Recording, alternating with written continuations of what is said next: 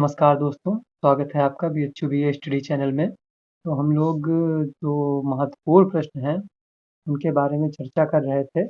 बिहारी दास जी के कुछ महत्वपूर्ण प्रश्नों की चर्चा हम कर चुके हैं। वो प्लेलिस्ट बनी है बिहारी दास के नाम से, आप उसमें देख सकते हैं। आइए आज अगले क्वेश्चन पे बात करेंगे। बिहारी गागर में सागर भरने वाले कवि हैं, स्पष्ट कीजिए। महत्वपूर्ण प्रश्न है ये। बिहारी रीतिकाल के प्रतिनिधि कवि हैं। इन्होंने एकमात्र ग्रंथ बिहारी सतसई की रचना की है, जिसमें 719 दोहे संकलित हैं। बिहारी में कला की सूक्ष्म पकड़ और वाणी का कौशल प्रदर्शित करने की प्रवृत्ति है। प्रवृत्ति अर्थात विशेषता। चूंकि बिहारी दोहा छंद का प्रयोग करते थे, अतः उनका काव्य छोटा होता था। अब दोहा छंद का प्रयोग वो क्यों करते थे, इसका यह कारण है।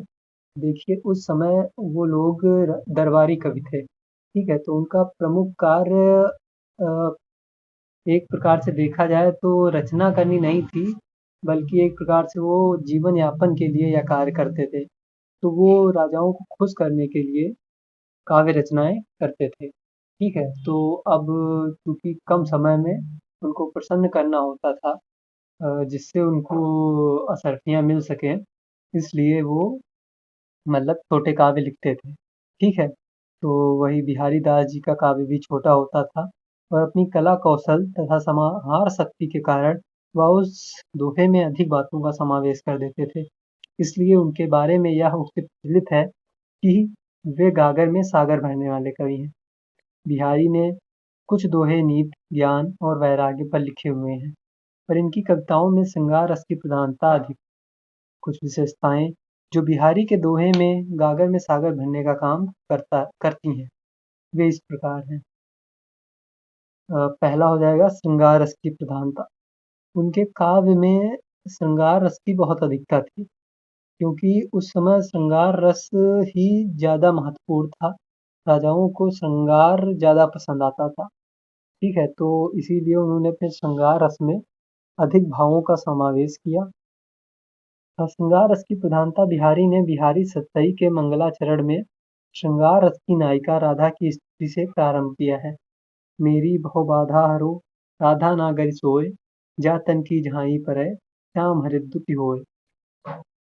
ठीक है। तो बिहारी के दोहे में श्रृंगार रस की प्रधानता सबसे अधिक देखने को मिलती है। बिहारी रीतिकालीन श्रृंगार रस के प्रमुख कवि हैं। श्रृंगार, भक्ति और नीति का मिश्रण बिहारी श्रृंगार रस के कवि हैं। श्रृंगार रस के अलावा उनकी सतसई में भक्ति और नीति के दोहे भी पाए जाते हैं, जिससे उनके छोटे से दोहों में चार चांद आ जाता है। भक्ति से परिपूर्ण उनके दोहे हृदय को छू लेते हैं।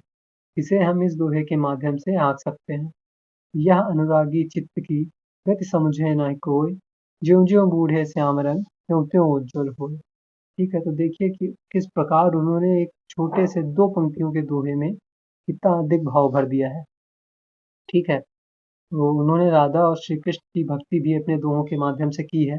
राधा और श्री कृष्ण की भक्ति बिहारी के दोहे में राधा और श्री कृष्ण के प्रेम रस देखने को मिलता है। जिस राधा से श्री कृष्ण प्रेम करते हैं, बिहारी के अनुसार उसी राधा के दर्शन मात्र से सभी दुख दर्द दूर हो जाते हैं। वे कहते हैं कि मेरी भव बाधा हरो, राधा नागर सोय, जा तन की झाई परय, श्याम हरिद्युति होय। रस की प्रधानता, उनके काव्य में रस की प्रधानता भी है। बिहारी के दोहे में संयोग और वियोग दोनों ही पक्ष देखने को मिलते हैं। योग पक्ष का एक सुंदर दोहा इससे प्रमाणित करता है। बतरस लालच लाल की मुरली धरी लुकाए, तोह करें भवन हंसे, दैन खाए न जाए। इस प्रकार वियोग पक्ष में बिहारी की प्रतिभा निखार कर दिखाई पड़ती है। इत आवत चली जात उठ, चली छसा तक हाथ, चढ़ी हिंडोरो सी रहे, लगी उसासन साथ।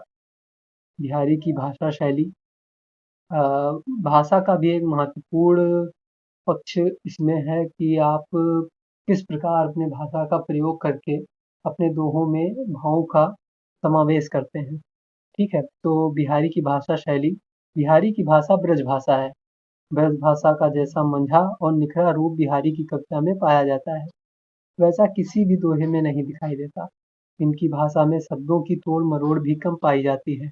नए नए गढ़े शब्द भी देखने में नहीं आते। जहाँ-तहाँ बुंदेलखंडी, फारसी आदि भाषाओं के शब्द पाए जाते हैं। ठीक है। अब प्रकृति वर्णन, इनके काव्य में प्रकृति वर्णन भी देखने को मिलता है। कवि ने अपने दोहे में प्रकृति का सुंदर वर्णन किया है, जैसे आम की मंजरी का सुगंध, विभिन्न ऋतु एवं वातावरण और भैरव का समूह, प्रचंड ग्रीष्म ऋतु जैसे प्राकृतिक चित्रण इनके दोहे में दिखाई पड़ते हैं। तो इसका उदाहरण देख लेते हैं। छकी रसाल सौरभ सने, मधुर माधवी गंध, ठौर ठौर झूमत झपत, भौर छौर मधु अंध। अब कल्पना की समाहार शक्ति, बिहारी की काव्य प्रतिभा का मूल कारण था उनकी कल्पना शक्ति। हिंदी साहित्य में कुछ ही ऐसे विलक्षण कवि हुए हैं, जिनमें दूर की सूझ को कल्पना के द्वारा अपने दोहों में साकार करने की शक्ति पाई जाती है। इसके कारण ही इनके काव्य में मधुरता, सरसता, सहजता व चमत्कार उत्पन्न हो गए हैं। निष्कर्षतः हम कह सकते हैं कि बिहारी उच्च कोटि के कवि हैं और ये सारी कलाओं के द्वारा हम उन्हें रीतकाल का प्रतिनिधि कवि भी कहते हैं। छोटे छंद में अधिक भाव समावेश किया है, इसलिए आलोचकों ने कहा है कि बिहारी ने गागर में सागर भर दिया है। उनकी सतसई के बारे में यह उक्ति भी कही जाती है कि सतसैया के दो हरे, जो नावक के तीर, देखन में छोटे लगे, गाँव करें गंभीर।